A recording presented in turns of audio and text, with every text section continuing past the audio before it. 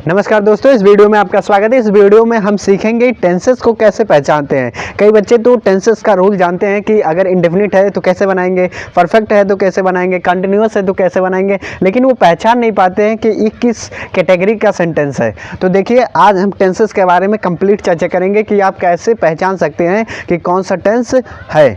तो आइए देखिए, सीखते हैं। तो सबसे पहले हम देखते हैं कि टेंसेस कितने प्रकार के होते हैं। 3 प्रकार के होते हैं, प्रेजेंट, पास्ट और फ्यूचर। ये 3 प्रकार के होते हैं और इनके 4 भेद होते हैं। एक होता है इंडेफिनिट, और दूसरा होता है कंटिन्यूअस, और तीसरा होता है परफेक्ट, चौथा होता है perfect continuous. Indefinite, continuous, perfect, perfect continuous. तो आइए सीखते हैं। तो सबसे पहले हम 2 कविताएं सीखेंगे, उसी के माध्यम से हम सीखेंगे कि कैसे हम पहचान सकते हैं। तो आइए सीखते हैं। कविता नंबर 1, हाय हाय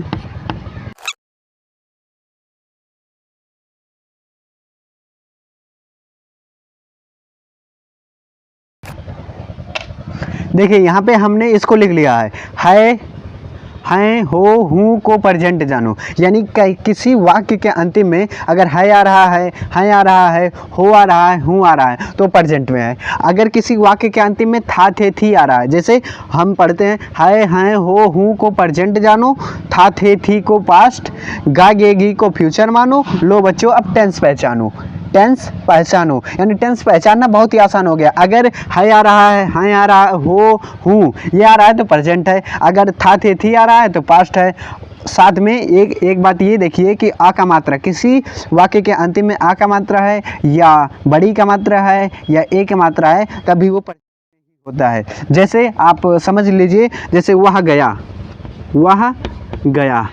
अब यहाँ पे तो ना ये है, हैं, हो, तो ये नहीं है तो प्रेजेंट नहीं है ये। अब आ का मात्रा आ गया तो आ का मात्रा यहाँ पे है, यानी ये हो गया पास्ट का। ये पास्ट का क्या है? इंडेफिनिट है, कंटिन्यूअस है, परफेक्ट है। ये अभी नहीं, ये दूसरी कविता में हम आपको सिखाएंगे। अभी ये बस ये सीखिए कि प्रेजेंट, पास्ट और फ्यूचर। देखिए, यहाँ पे आ का मात्रा है तो यहाँ पे ये आ का मात्रा है, इसलिए ये हो गया पास्ट टेंस। पास्ट टेंस में इंडेफिनिट है, कंटिन्यूअस है, परफेक्ट है, परफेक्ट कंटिन्यूअस है। ये आपको दूसरी कविता में अभी हम आपको बताएंगे। ये पहली कविता है। पहली कविता में आपको प्रेजेंट, पास्ट और फ्यूचर के बारे में जानकारी मिलेगी। तो देखिए, अगर यहाँ पे ये सब आ रहे हैं तो प्रेजेंट है, और ये सब आ रहे हैं तो पास्ट है। जैसे वह गया तो आ का मात्रा आ गया तो पास्ट है। गा, गे, गी आया, जैसे वह जाएगा, वह जाएगा, जाएगा। तो जाएगा में आ का मात्रा है, लेकिन गा है ना, गा, तो ये हो गया फ्यूचर। अगर गा आ गया, गे आ गया, गी आ गई, तो वहाँ पे हो जाएगा फ्यूचर। तो आइए दूसरी कविता को देखते हैं। जल्दी से हम लिख लेते हैं।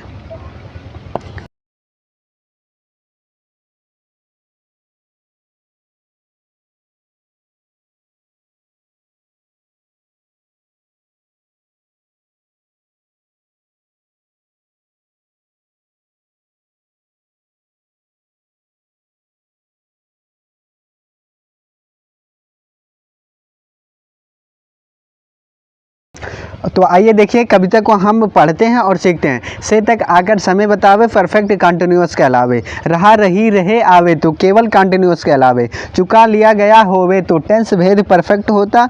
इनके छोड़ सभी चिन्हों पर केवल इंडेफिनिट्स होता। यानी अब देखिए, कविता में ये देखिए, से तक आकर समय बतावे। अगर किसी वाक्य के अंतिम में रहा, रही, रहे आ रहा है और वहाँ पे समय भी दिया गया है तो वहाँ पे परफेक्ट कंटिन्यूअस होगा। अगर समय नहीं दिया गया है तो वहाँ पे कंटिन्यूअस होगा।